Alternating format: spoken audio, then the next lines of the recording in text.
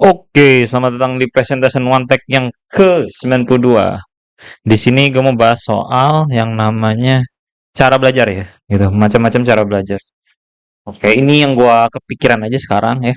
Dan ini maksudnya apa nih ya? Ini berpikir seperti coding lah ya, dari A ke B, B ke C, C ke D gitu lah ya. Nah, di varian satu itu gue lihat cari-cari, gue ketemu tiga macam variasi ya. Tapi varian satu itu intinya adalah belajar dengan nyoba terus. Kalau ini belajar dengan belajar dulu gitu ya. Nah, kalau yang kalau lu baru belajar gambar ya, gua rekomen tuh lu ini aja nih, ini ya, try aja gambar yang banyak dulu ya. Tapi ini akan rendah ininya ya, efisiensi belajarnya. Tapi kalau lu baru mulai, ini penting banget karena lu kan belum nemu nih senangnya gambar tuh apa. Terus belum tahu gambar tuh bakal mau diseriusin atau enggak. As a hobi aja kan gitu. Jadi di sini tujuannya tuh bukan untuk improve cepet, improve efisien, enggak ya.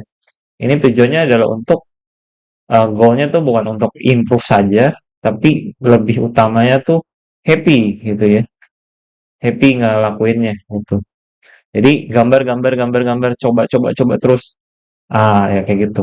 Tapi kalau mau masuknya ke jenjang lebih lanjut, cara kayak gini mungkin hanya efektif kalau lu jenius ya, gitu. Cuma gambar-gambar aja, nggak pernah pelajari apa-apa, terus jago gitu. Tapi sih gue belum pernah lihat case-nya ya, karena orang jago tuh fundamentalnya juga paham kok gitu ya.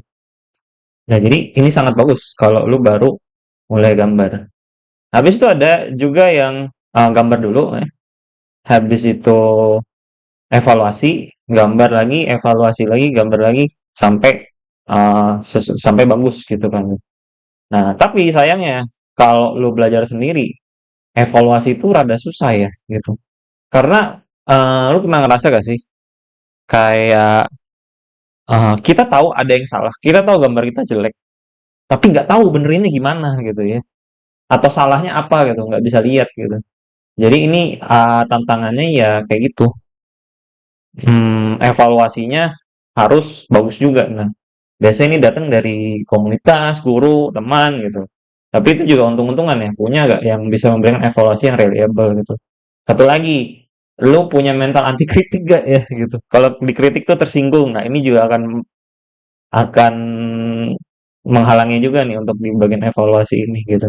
Tapi ini langkah yang lebih bagus ya dibanding yang ini. Soalnya eh, lu introspeksi lah di setiap percobaan lu ada introspeksi gitu ya, ada evaluasinya. Nah, habis itu varian ketiga. Nah, ini cuma tambah satu faktor lagi ya, yaitu belajar gitu ya. Jadi gambar dulu, habis itu cari, aduh gua kurangnya mana ya, atau yang masih salah apa ya. Biasa yang paling sering ya pasti anatomi, proporsi, gestur ya, fundamental-fundamental semua sih sebenarnya ya. Gitu, atau warnanya jelek gitu kan.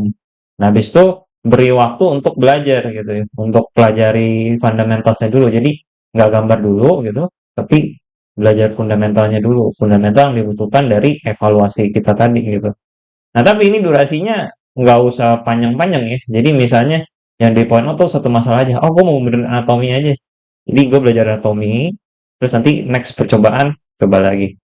Nah, ini ya. Dan ini akan berulang terus ya, ngeloop terus. Gitu. Jadi gambar dulu, cari salah atau benernya mana, evaluasi, terus habis itu cari fundamental yang paling kita butuhkan saat ini juga. Tapi satu aja ya, gitu. Satu-satu aja gitu, jangan sekaligus gitu. Nah, udah habis itu praktek lagi. Nah, ini adalah varian untuk orang yang lebih condong nyoba terus aja gitu ya. Try more gitu ya. Heavy-nya tuh di real case gitu. Nah, tapi di varian 2 ini yang varian yang learner gitu ya. Hmm.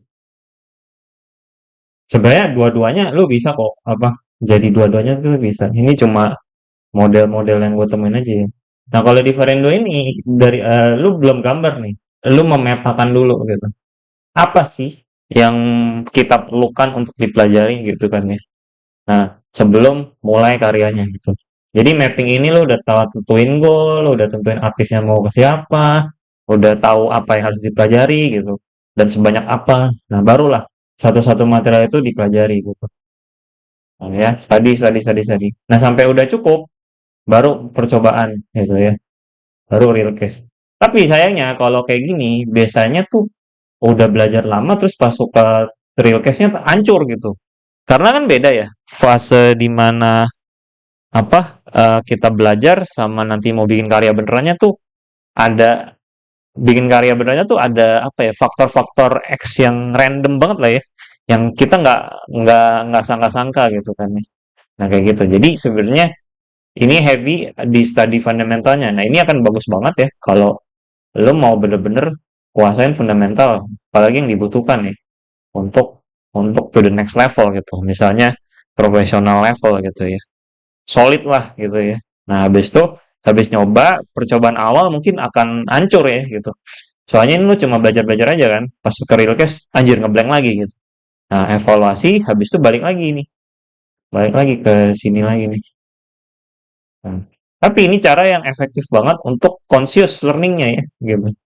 Tapi jeleknya adalah eh ya itu try-nya tuh nggak sebanyak yang di sini gitu. Jadi mungkin ini akan keuntungan perkembangannya tuh bakal lama di awal tapi gede di akhir gitu ya. Gitu. Lu lebih sering najemin kapak lu daripada nebang pohonnya gitu kan. Nah, habis itu varian kedua nih, ya dari yang kedua itu lebih kompleks lagi. Nah, ini sebenarnya ini untuk orang yang bener-bener pengen apa ya? Pengen belajar dengan waktu singkat dan punya waktu luang banyak, terus pengen seefisien mungkin. Nah, gue rasa ini caranya ya. Jadi pertama dia goal making dulu ya, mapping. Habis itu dia pelajari apa yang dia butuhkan gitu, sama kayak gini ya, study gitu. Habis itu coba dalam skala kecil gitu. Misalnya yang mau di study tuh head aja gitu ya, atau gestur aja gitu. Jadi setelah study langsung dicobain, praktekin, tapi skalanya tuh bukan karya full gitu, tapi karya full tapi skalanya kecil gitu ya. Jadi kepala aja atau badan aja atau tangan aja gitu. Habis itu evaluasi. Nah, habis itu di iteration. Iteration tuh gabungan dari tries, evaluation, study. Nah, ya di ini lagi, coba lagi. Jadi sebenarnya sih ini diulang lagi sih ya. Tuh, baru masuk ke real case-nya gitu. Ya, jadi di sini bedanya dia tuh study tapi ada prakteknya skala kecil gitu. Nah, sampai udah terakumulasi praktek skala kecilnya, udah cukup confidence. Oke, coba. Nah, jadi ter on point ya, apa yang mau di address gitu. Misalnya, gue pengen bikin kepala wajahnya bagus dulu gitu ya. Nah, kayak gitu. Nah, ini macam-macam cara belajar yang so far gue temuin nih. Nah, ya saran gue sih ya, kalau lu baru awal, nggak usah pusingin ini karena ini berat ya gitu. Banyak gambar aja dulu gitu. Nah, setelah lu udah mau serius, ini nggak bisa efektif lagi nih karena banyak bukti malah ya kalau lu cuma gambar doang nggak mikir, ya lu nggak kemana-mana juga gitu. Nah, lu perlu nih ningkatin ke varian-varian yang lain gitu. Sampai lu udah bener-bener gue pengen improve dalam waktu sesingkat mungkin tapi belajarnya sekeras mungkin. Nah, gue rasa varian ini nih yang akan sangat-sangat eh, improve-nya paling besar dalam waktu yang lebih singkat gitu ya. Oke, segitu aja untuk pada video kali ini. Terima kasih sudah menonton. Sampai jumpa di video berikutnya. Bye bye.